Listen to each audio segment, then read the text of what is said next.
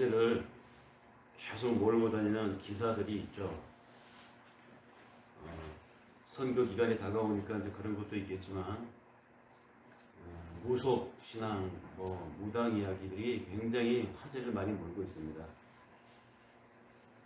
인플루언서가 큰 사람들에게서 일어난 일이다 보니까 사람들의 관심이 그쪽으로 집중이 되고, 집중되는 그들에게서 일어나는 은밀한 내부적인 일들이 여과 없이 막 폭로되다 보니까 점장이 이야기, 무속신앙 이야기, 무당 이야기, 별별 얘기가 다 나옵니다. 그런 얘기를 들으면서 왜 사람들은 저런 얘기에 저렇게 관심이 많을까? 누구나가 다 상식적으로 판단하고 예단될 수 있는 사회가 안정적이고 그것이 정상적인 사회인데, 그런 상식적이고 예측이 될 수 있는 것을 넘어서는, 그걸 파괴하고 그런 질서를 넘어서는 무슨 기적적인 것, 앞날을 정확하게 맞추는 것, 그런 것에 사람들이 너무 관심을 갖다 보니까 그 무속 이야기가 파급력이 있지 않은가 싶습니다. 그러나 분명한 것은 그런 것에 근거해서 어떤 중요한 결정을 하게 되면 굉장히 불행한 일이 올 수 있다는 것이죠. 무당이 세상 만사를 다 정확하게 맞추고 정말로 예지를 하면 자기 인생은 왜 그렇게 살까요? 점장이가 자기 운명을 칠 수 없는 것처럼, 물론 그런 것을 의지하려고 하는 사람들의 불안한 마음은 이해는 해요. 충분히 이해하죠. 힘들잖아요. 불안하잖아요. 알 수가 없잖아요. 그래서 그런 것에 의지하려고 하는 그 심정은 이해를 합니다만은, 그러나 그 심정이라는 거와 우리가 상식적인 거하고는 전혀 다른 세계라는 것이죠. 오늘 말씀의 제목은 충만하게 채우는 삶이라고 하는 제목으로 창세기 1장의 천지 창조의 이야기, 하나님의 창조 이야기에서 네 번째, 다섯째, 여섯째 이야기를 우리가 함께 읽었습니다. 그리고 신약에서 히브리서 11장 1절에서 3절의 말씀을 보충으로 함께 읽었는데요. 하나님은 넷째 날에 창조를 하시는데, 그 넷째 날에 창조하신 내용물이 우리가 읽은 내용에 태양과 달과 별들을 만드셨다. 우리가 함께 이렇게 읽었습니다. 태양과 달과 별들이 만들어짐으로 인해서 파생적으로 개들이 생기고, 또 거기에 따라서 낮과 밤이 생기게 되었습니다. 즉, 태양과 달과 별들이 만들어짐으로 인해서 우리가 사는 이 환경에 절기가 생겼다는 것이죠. 사계절이 생기고, 태양력에 의한 절기가 생기고, 달력에 의한 음력 절기가 생겨나게 되었습니다. 이런 창조 기사에서 우리 믿는 사람들은 하나님의 배려와 이렇게 시간과 공간 속에서 역사하신, 그래서 시간과 공간 속에 이런 창조를 하여서 우리로 하여금 이런 적합한 환경에 우리를 있게 하셨구나. 그러니까 태양을 만드시고 달을 만드시고 별을 만드시고, 그래서 사계절이 순환하게 만드신 그 다음에 다섯째 날에 공중의 새와 바다의 물고기, 마지막 날 여섯째 날에 인간을 만드셨다는 것입니다. 그러니까 사람이 존재하게 하기 위해서 그 전날 하늘의 생명체와 바다의 생명체를 만드시고, 그 바다와의 생명체, 하늘의 생명체를 존재하게 하기 위해서 그 전에 먼저 넷째 날에 해와 달과 별을 만드셔서 일기가 있게 하셨다는 것이죠. 그리고 그런 일기가 존재하게 하기 위해서 더 거슬러 가면 셋째 날에 또 하나님 창조하신 것이 있고, 더 거슬러 가면 둘째 날에 창조하신 것이 있고, 첫째 날에 창조하신 것이 있다. 그러니까 모든 것이 다 하나님 보시기에는 질서적이고 순차적으로 만들어졌다는 것이죠. 이 세월이 첫째 날, 둘째 날, 셋째 날, 넷째 날이라고 하지만, 믿음이 좋으신 분들은 하나님이 약 하니까 24시간 만에 쫙 있었다, 이게 믿어야 된다라고 말하지만, 그렇게 믿으면 대단한 믿음이죠. 그렇게 믿어도 이상은 없습니다. 그런데 저는 이 첫째 날, 둘째 날, 셋째 날, 심지어 여섯째 날까지 창조 기간이 수십억 년이라고 생각해요. 수십억 년의 계절을 옛날에 이 창세기를 기록하던 그 당시 사람들의 사고에는 지구가 평평하다고 생각했잖아요. 그래서 그들이 표현할 수 있는 언어로 첫째 날, 둘째 날 이렇게 했지만 저는 첫째 단계, 둘째 단계, 셋째 단계 이렇게 묘사하는 것이 더 맞다. 오늘날 우리 식으로 얘기한다고 하면. 그래서 수십억 년이 지난 어느 날 원시생물이 생기고 이 생물에서 포유류까지 그 포유류에서 돌을 사용하고 불을 사용하고 생각하는 인간이 출현하게 되었을 때쯤에는 아마 이때부터는 아담이 아닐까. 이때부터 이제 아담이라고 생각하는 인간이란 뭡니까? 생각을 하게 되니까 뭡니까? 죽음이란 뭔가 이렇게 살다 끝나는 것인가? 관계는 뭐지? 사람과의 관계는 사회를 생각하고 자기 존재를 생각하고 자기 태어나서 죽는 날까지 자기 아버지 죽는 걸 보니까 할아버지 죽는 걸 보니까 나도 저렇게 죽겠구나. 그럼 죽고 난 다음에 어떻게 됩니까? 이런 사색하고 생각하는 종교적 인간이 태어나면서 출현하면서 아담은 시작되었다. 마지막 날 이 인간이 존재하게 하기 위해서 하나님이 이전에 수십억 년을 거쳐서 창조 과정을 거쳐서 만드셨다. 이렇게 해석하는 것이 온당하고 합리적이겠죠. 성서의 언어로 돌아가서 다시 이야기하면 넷째 날에 달과 해와 별들을 만드시고 계절과 낮과 밤을 만들게 파생하게 하셨습니다.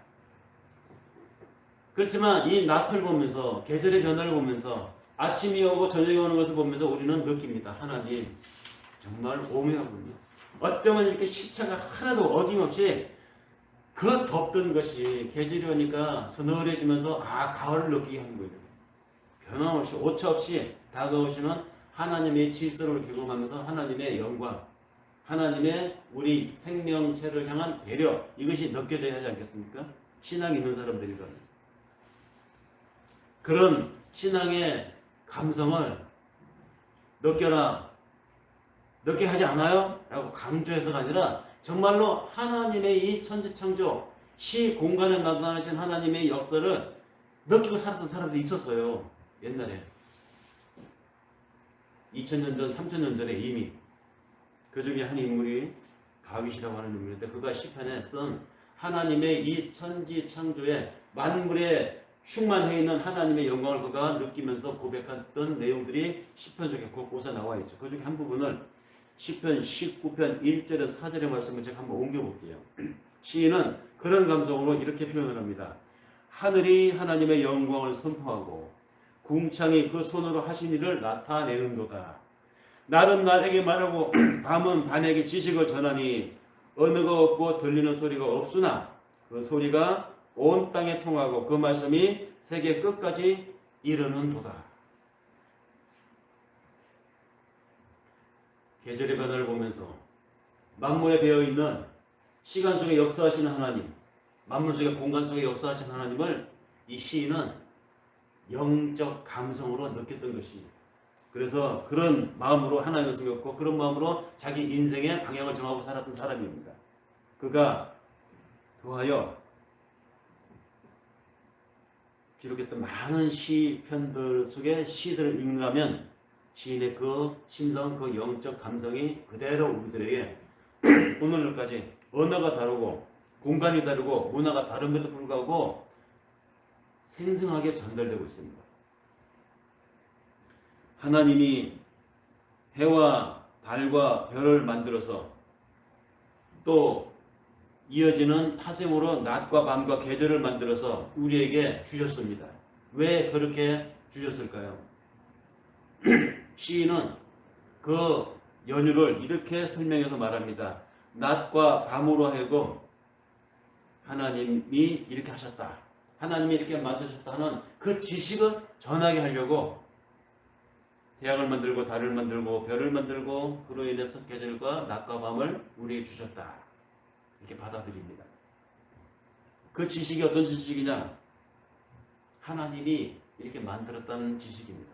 사람들은 세상이 그냥 우연히, 그야말로 우연히 어쩌다가 생겨났고 어쩌다 생겨난 그 우주가, 이 세상이 그렇게 흘러서 수십억 년 흘러서 움직이다 보니까 지금 같은 환경이 되었다, 이렇게 말을 합니다. 그리고 그 말이 제법 설득력이 있습니다. 그런데 이 시인이 말하는 낮은 낮에게 밤은 밤에게 하나님의 지식을 전하라고 하는 그 지식은 어떤 지식이냐? 세상은 그렇게 우연히 존재하게 되지 않았다는 지식입니다. 우연히 존재하게 되어서 우연히 움직여지는 세상이 아니라 그 모든 것을 주관하고 계시는 분이 있다. 이 지식을 낮이 낮에게 전하고 밤이 밤에게 전하는 그 지식, 그것을 우리에게 영적 감성으로 느끼게 하고자 시인은 이야기했습니다. 그렇기 때문에 영적 감성을 가지고 살아가는 사람은 변함없이 오고 가는 낮과 밤을 느끼면서 태양과 달이 교체되는 것을 보면서 그로 인해서 절기가 오고 가는 것을 보면서 하나님이 어쩌면 우리 사람들이 살기에 가장 적합한 환경, 적합한 시간들, 적합한 계절을 우리를 위해서 이렇게 창조하셨구나. 그리고 그렇게 창조해 놓으신 그 하나님의 시 공간의 역사가 창조한 그때로 그치는 것이 아니고 지금도 여전히 하나님이 주관하고 하나님이 섭리하는 대로 지금도 움직이고 있고 일하고 있구나. 이것이 느껴져야 한다는 것이죠. 영적 감성을 가지고 살아가는 사람들이라면. 그리고 우리 이 자연 만물을 통해서 시간을 통해서 그런 지식을 느끼고 얻습니다. 시인은 그런 신앙적 관점과 영적 감성을 정확하게 느끼고 알고 있었던 사람이었습니다. 그래서 그가 고백한 시 중에 한 부분을 더 다시 읽어보면 시편 8편 3절에서 4절에 있는 말씀을 제가 그대로 다시 한번 옮겨봅니다. 주의 손가락으로 만드신 주의 하늘과 주의 베풀어 두신 달과 별들을 내가 보오니 사람이 무엇이간데 주께서 저를 생각하시며 인재가 무엇이라고 주께서 우리 사람을 이렇듯 권고하시나이까. 시인은 그렇게 봤습니다. 저 달과 저 별, 저 나무와 오고 가는 개들들, 이 모든 것들이 다 우리 사람이 존재하게 하기 위해서 하나님이 만드셨구나. 아니 우리 사람이 뭐라고? 우리 인자 사람 새끼들이 도대체 뭐라고 하나님이 우리를 위해서 이 모든 공간과 시간을 만드셨단 말인가. 그런 하나님의 배려와 은혜를 시인은 느꼈던 것입니다. 낮의 태양과 밤의 달, 별들 속에서 하나님을 알고 그 속에 배어있는 하나님의 경륜을 느끼는 감사가 믿음을 가지고 은혜로 살아가는 사람들이라면 느껴져야 한다는 것입니다. 근데 이런 느낌, 이런 정서 아무나 갖는 것이 아니죠. 바쁘게 살면 이런 정서, 이런 서정을 느낄 틈이 없습니다. 바쁘게 살면. 근데 마귀가 우리를 바쁘게 만들어요. 눈코 뜰 새 없이 우리를 휘몰아칩니다. 정신없이 살게 만듭니다. 왜 정신없이 살게 만드느냐? 이기게 하기 위해서. 성공하기 위해서 우리는 눈코 뜰 새 없이 어떤 것을 바라보고 거기에 나의 에너지와 모든 관심과 나의 모든 정보를 다 동원해가지고 거기에 함몰되어 살아갑니다. 그러다 보니까 다른 것을 돌아볼 여지가 없습니다. 산을 바라볼 여지가 없고 가끔 하늘을 바라보고 좀 쉬어갈 틈을 주지 않습니다. 게다가 재미있는 것들을 너무도 많이 만들고 개발해서 우리의 정신을 그것에 몰두하게 만듭니다. 그래서 천지 만물에 흐르는 하나님의 능력을 보지 못하게 만들고 그 만물들 속에 배어있는 하나님이 우리를 향하신 그 배려를 놓치게 만듭니다. 태양과 달과 별들은 하나님의 창조하신 그때부터 지금까지 하나님이 명령하셨고 부여하신 그 역할을 성실하게 수행하고 있습니다. 오늘도 해는 떴습니다. 그리고 하나님이 역할을 부여하신 대로 저녁이 되면 해는 지고 달이 뜨겠죠. 그처럼 지금 이 땅에 하나님이 창조하신, 하나님이 운행하신 섭리에 따라서 만물은 자기 역할을 수행하고 있는 것처럼 사람들 사이에 지구상에 얼마나 많은 사람들이 있습니까? 그 많은 사람들 사이에 하나님이 빛의 역할을 하라고 창조한 사람들이 있다는 것입니다. 바로 우리들입니다. 믿음의 사람들. 이 신자들이 있습니다. 빛으로 부름을 받아서 빛의 삶에 살라고 빛의 역할을 하라고 저 태양과 뜨고 지는 달을 보면서 별들을 보면서 저들이 여전히 하나님의 맡기신 자기 역할을 묵묵히 어김없이 지속적으로 수행하고 있는 것처럼 저런 만물을 보면서 빛의 자녀로 부름받은 너희의 역할을 묵묵히 지속적으로 여전히 하고 있느냐. 자연을 보면서 그렇게 하고 있지 못하다면, 엉뚱한 것에 정치를 팔고 살고 있다면,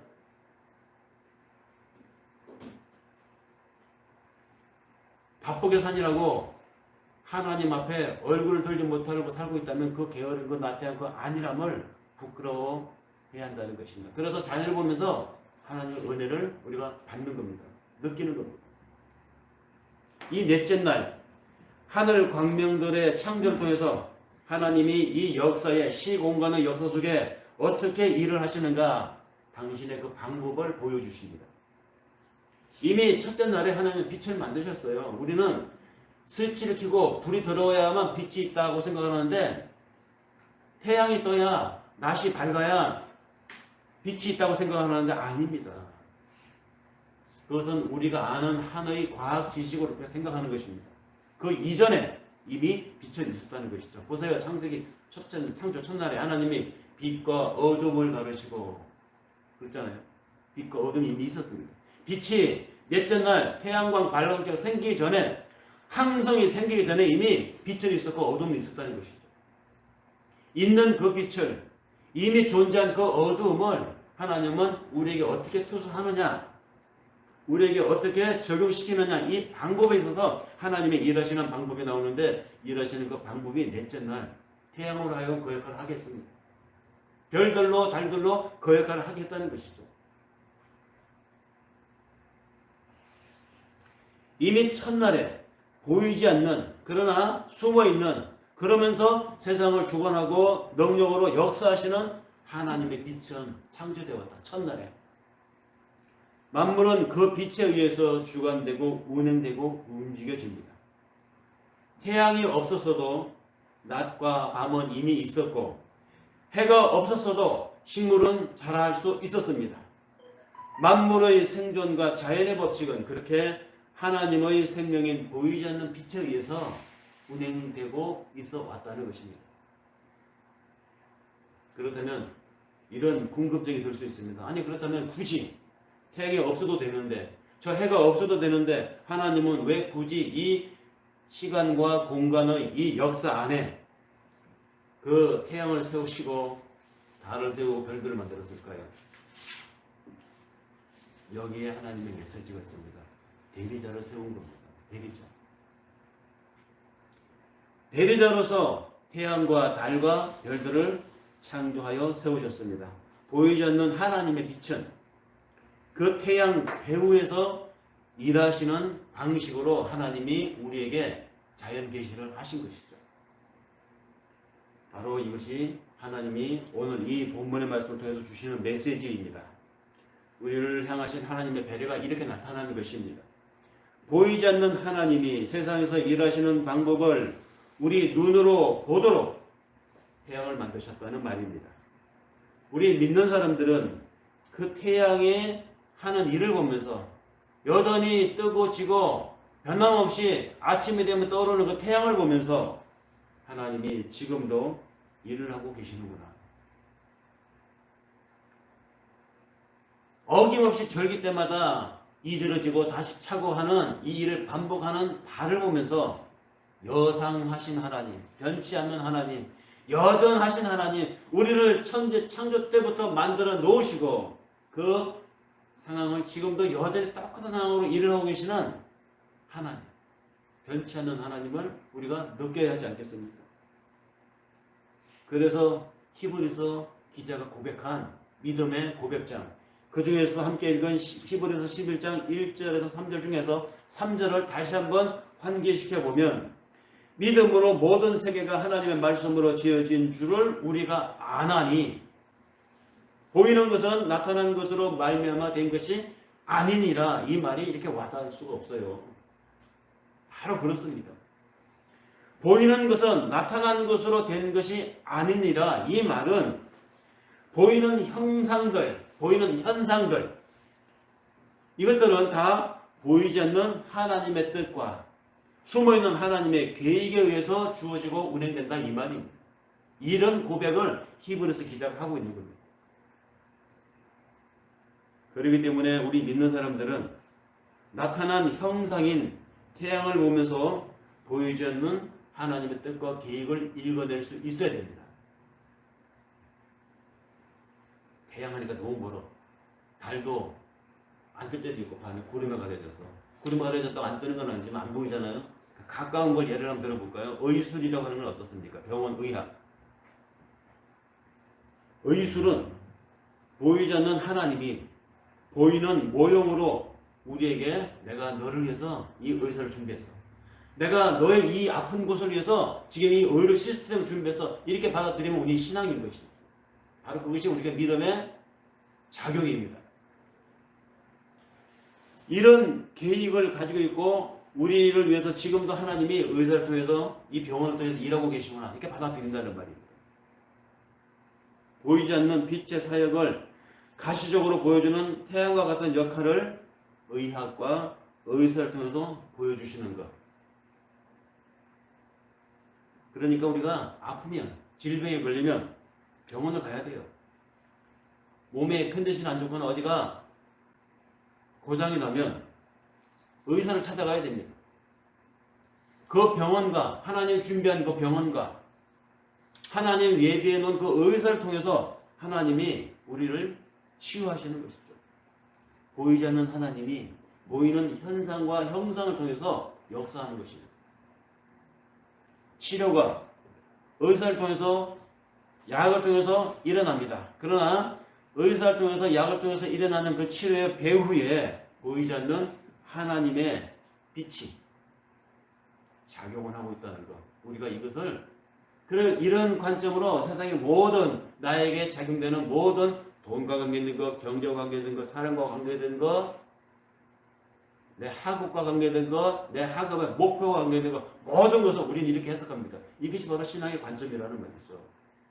그래서 이런 관점으로 보면 삼라만상에 충만해 있는 하나님의 은혜와 배려가 어쩌면 이렇게 나의 시간과 나의 인생 목표 속에서 이렇게 절명에 탁탁탁 맞아 들어갈 수 있을까 이렇게 고백하면 그 믿음이 충만한 사람이에요.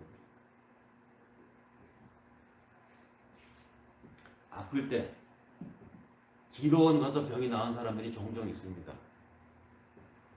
그리고는 그렇게 해서 나은 그 병을 하나님이 고쳐주셨다고 교회마다 다니면서 간증하는 어떤 장로님을 제가 인터넷에서 동영상으로 봤는데요. 그분이 5년 전에 어떤 교회에서 간증을 한 그 내용을 5년이 지나 또 다른 어떤 교회 가서 간증을 하는데 그 간증 5년 전의 간증과 5년 후의 간증을 이렇게 두 번 반복해서 들어보니까 갭이 되게 많아요. 많이 각색이 되고 윤색이 되고 또 세련된 말이 들어가고 실제로 어떤 시 어떤 일단 현상에 대해서 5년 전에 일어나지 않았던 얘기하지 않았던 부분인데 추가가 막 되고 뭐지? 점점점 신뢰가 떨어져가는 간정으로 발전해가는 것을 비교해 볼 수 있었습니다. 사람들은 아플 때 병원에 가서 병 고침을 받는 것은 믿음이 없다고 생각하는 사람들이 있어요. 반면에 기도원 가서 병이 나오면 하나님이 고쳐주셨다고 해서 그 사람 믿음이 대단하다고 칭송하고 높게 받드는 경향들이 있습니다. 우리 믿는 사람들 사이에 사실 그래요. 믿음이 없으니까 병원에 나가서 의술에 의존해서 그런 걸 고치지 이렇게 믿음을 평가절하는 사람들이 있습니다. 그런데 말씀을 제대로 모르는 무지에서 비롯된 것입니다. 성경 내용을 제대로 해석하지 못한 오해에서 바로 그러한 이상한 식견들, 견해들이 나오는 겁니다. 그런 오해와 그런 무지, 이런 풍토가 우리 사회에 사실 많아요. 종교 사회에 많습니다. 아까 초대 말씀드린 미신이, 무당이, 이런 얘기도 그런 것의 연장선상입니다. 특히 우리 교회 문화에 이런 게 너무 많아요.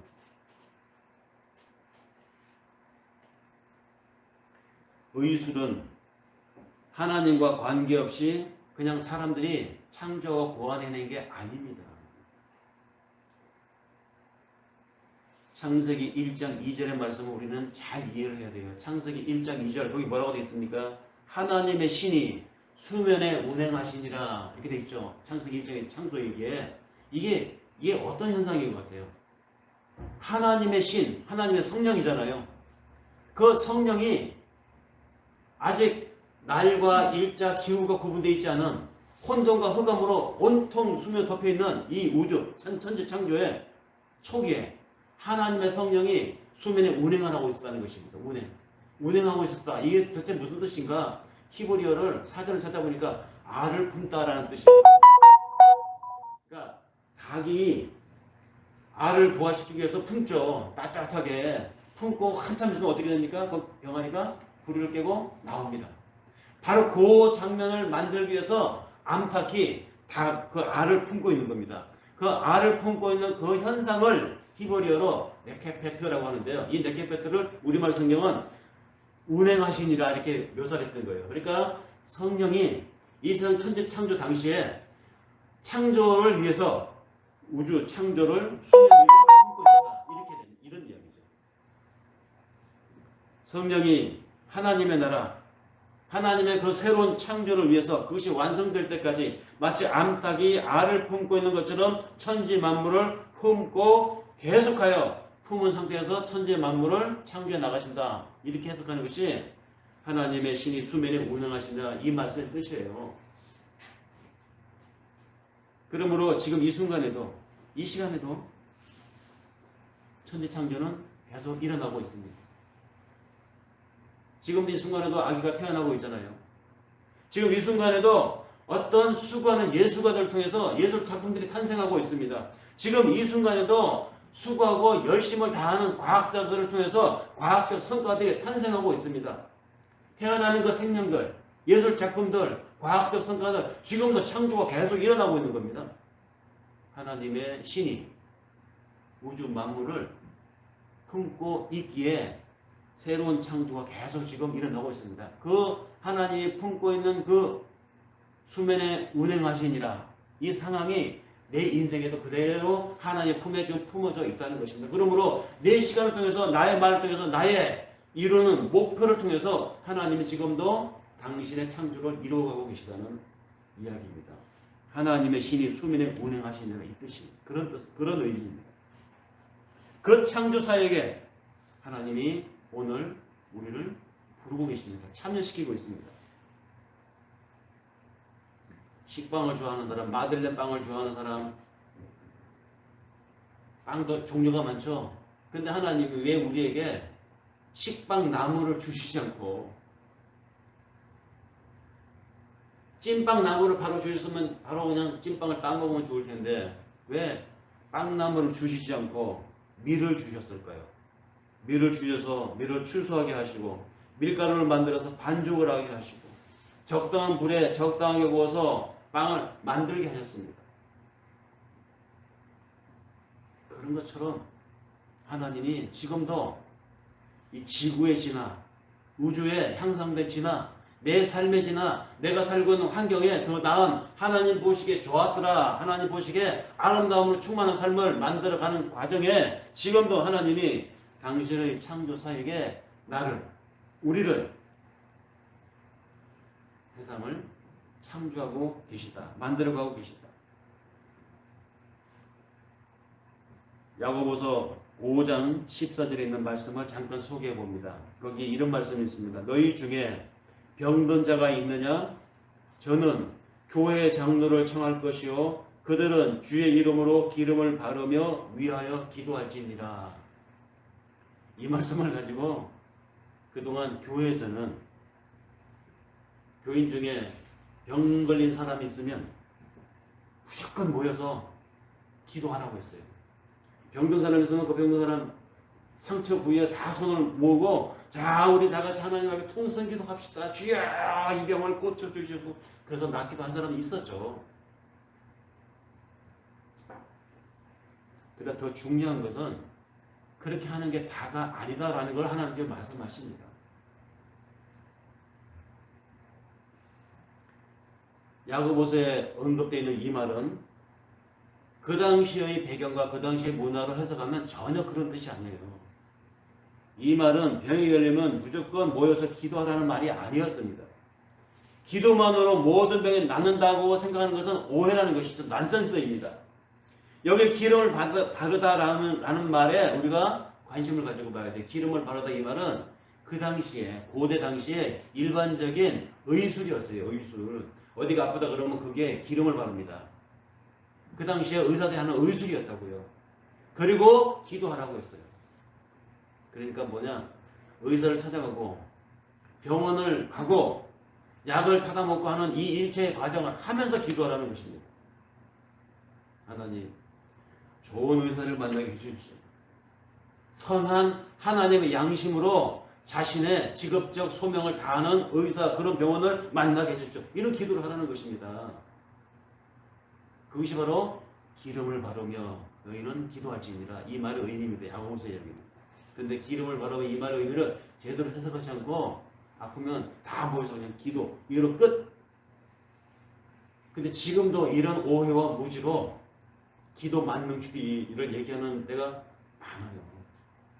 뭐 바깥에 있는 사람들이 무당 얘기하고 무슨 뭐 무속인을 하는 것을 저속하다 말할 거 없어요. 그건 그들의 세계에서 그들이 어떻게 하는지 그들의 이야기지만 우리 교회 안에서 마찬가지입니다. 기도 만능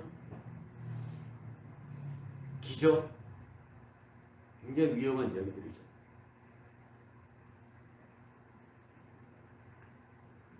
빛의 대행자인 우리 믿음의 사람들, 우리는 창조된 태양과 달과 별을 보면서 바로 이와 같은 신앙적인 자세를 잃지 말아야 한다. 이런 신앙적인 안목으로 매사 내 삶에 일어난 일들을 해석해야 한다.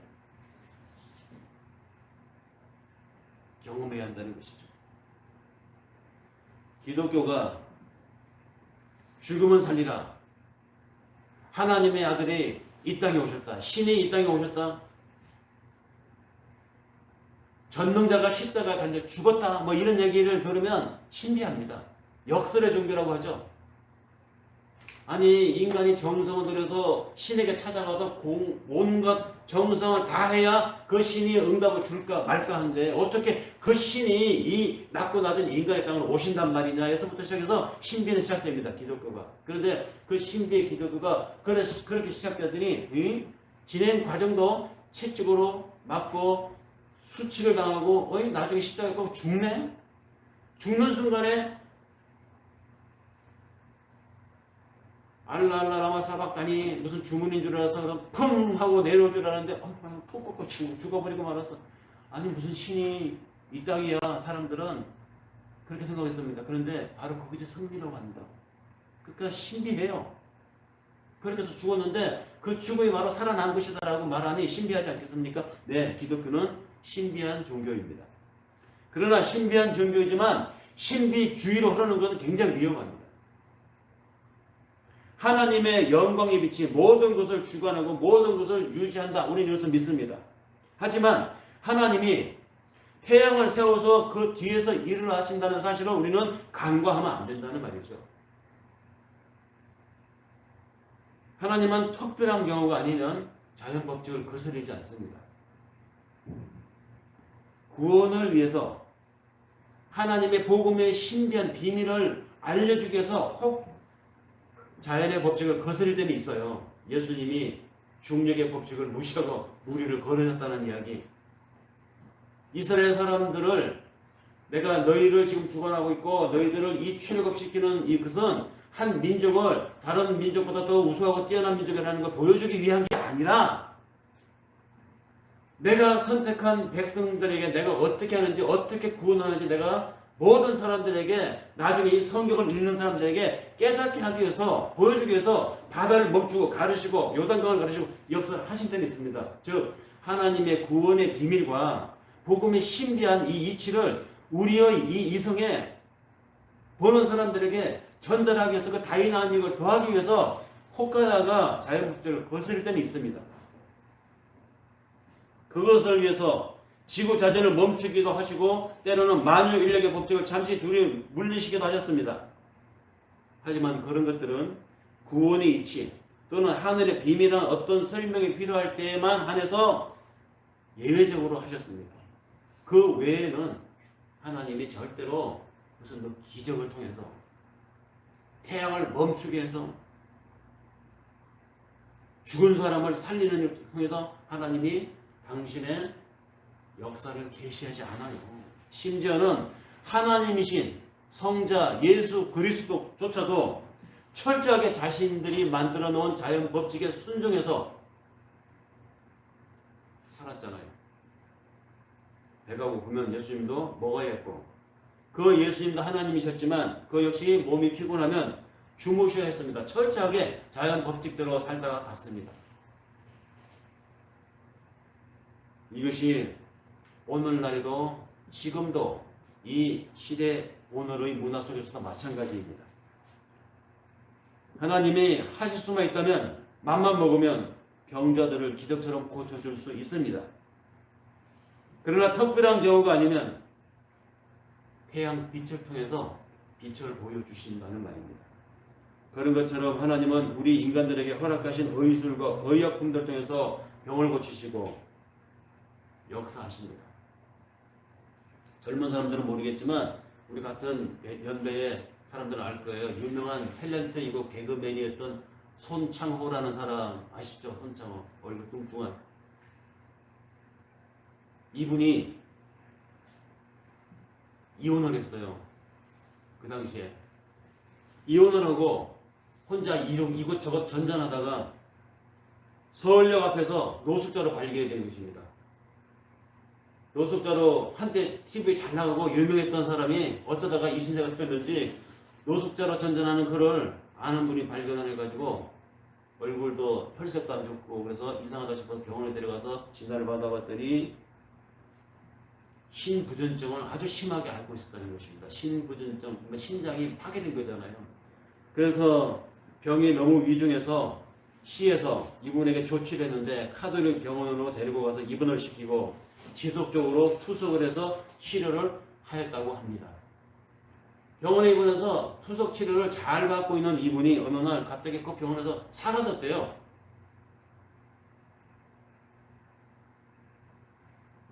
나중에 알려진 사실이지만 병원에서 신장 투석을 잘 받고 있는 이분에게 어떤 기도원의 기도원 원장님이 찾아와가지고 이런 정도의 병은 우리 기도원에 와서 며칠 금식 기도하면 싹 나. 내가 안수 기도하면 직방이야. 이 말에 병원에서 투석 치료받는 게 너무 지겨웠던 이분이 따라갔다고 합니다. 그 기도원으로. 기도원으로 가서 일주일 뒤에 이분이 시체로 보내져 온 겁니다.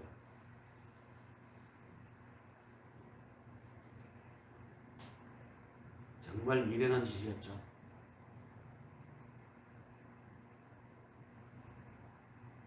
하나님은 태양을 통해서 일하시고 달을 통해서 일을 하시는데 정말 성경을 오해하고 부분적으로만 자기가 알고 싶은 것만 믿고 싶은 것만 부분적으로 따라가 그것만 냉정을 하니까 그런 식의 신앙을 설파하는 사람들이 있고 그런 식의 신앙을 믿는 사람들이 있어요.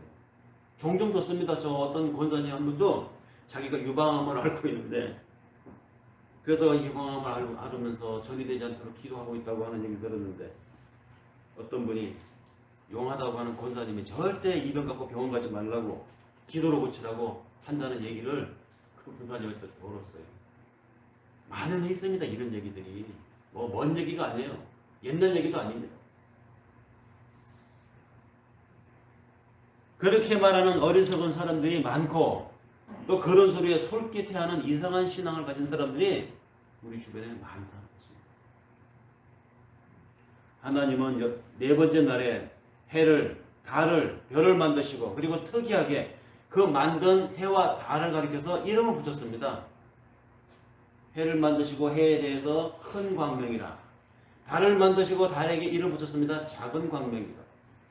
왜 이름을 붙였을까요? 왜?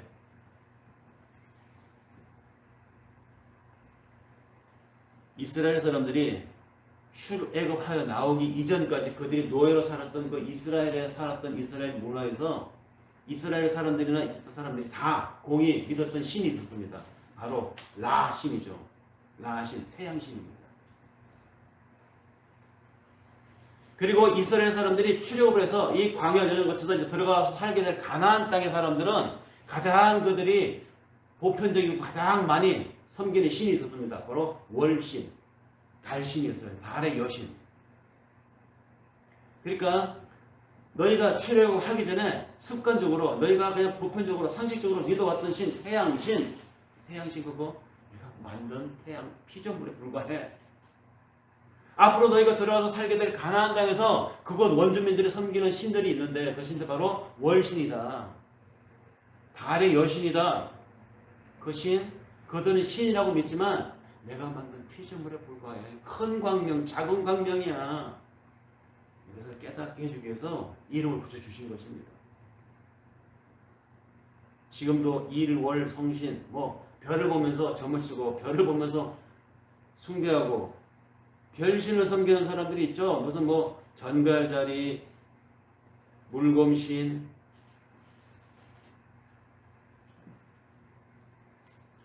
그런 것들은 하나님 만든 크고 작은 피조물들이지 내가 만든 나의 형상을 따라 만든 너희 사람들의 섬길 숭배의 대상이 아니라는 것을 하나님이 분명히 못 박아주고 있습니다.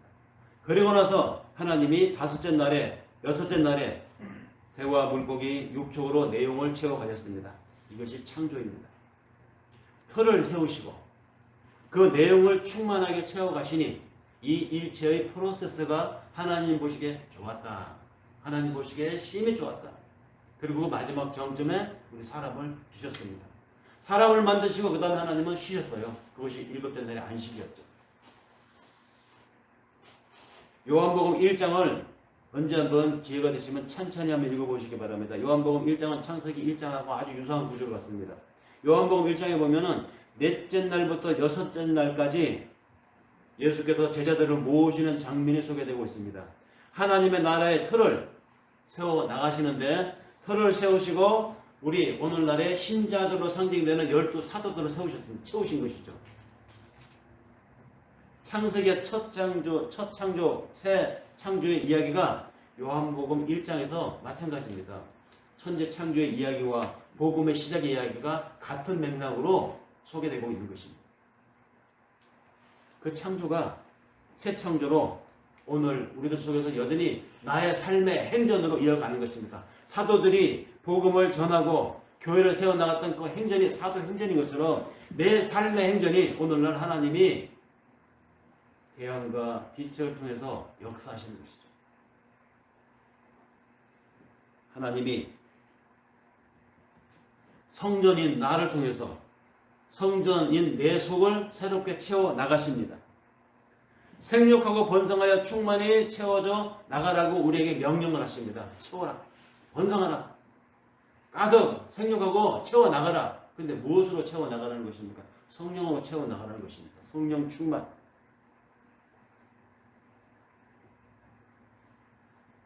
속물로 세상 성공의 논리로 양육강식의 틀로 살아왔던 우리 마귀의 지배하에 살아가는 삶이 그런 거잖아요.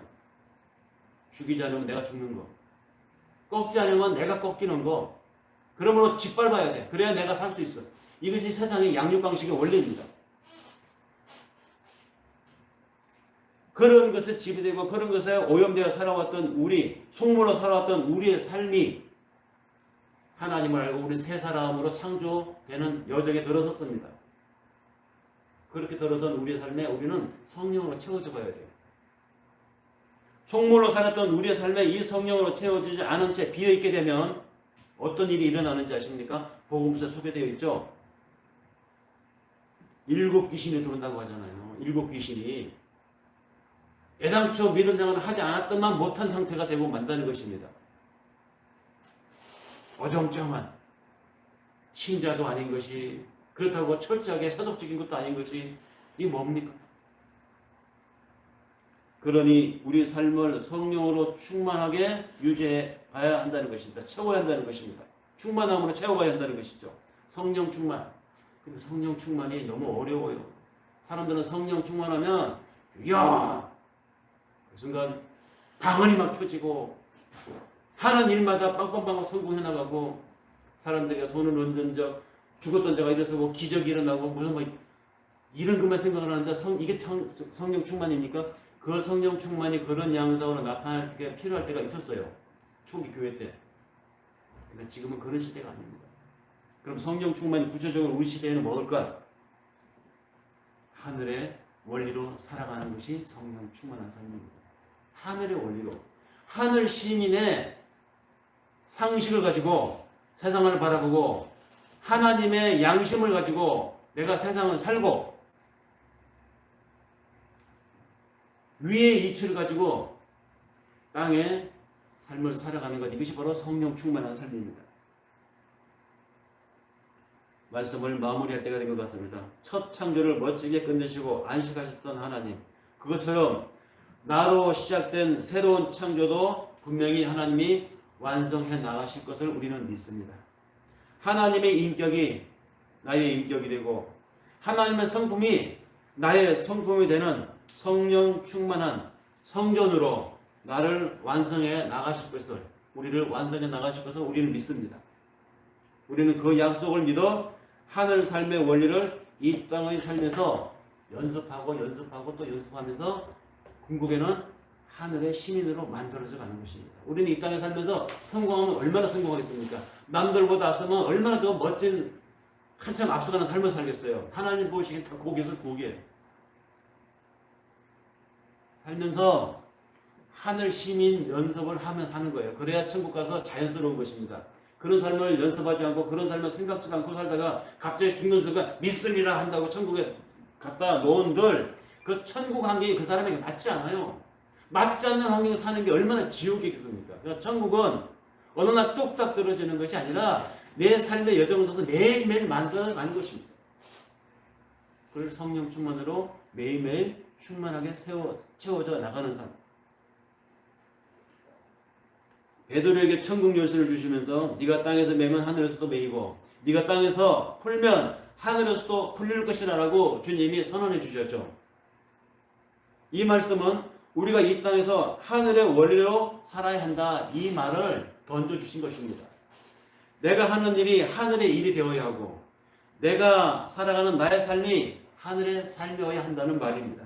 그래서 우리가 이 땅에서 푸는 것이 하늘에서도 풀리고 우리가 이 땅에서 매는 것이 하늘에서도 매이는 것이 됩니다. 하나님의 자녀로 살아간다고 하는 삶은 바로 이 지점에서 지금도 이 땅에서 내 삶의 현장에서 창조되어져 가고 있습니다. 그리고 그 창조는 반드시 하나님이 완성하실 것임을 우리는 믿습니다. 그러니 피곤하고 길고 긴 전염기 기간에 지쳤지만 이 믿음으로 다시 한번 무릎을 고쳐 세우고 일어서서 달려봅시다. 벌써 1년에 3주가 지났습니다.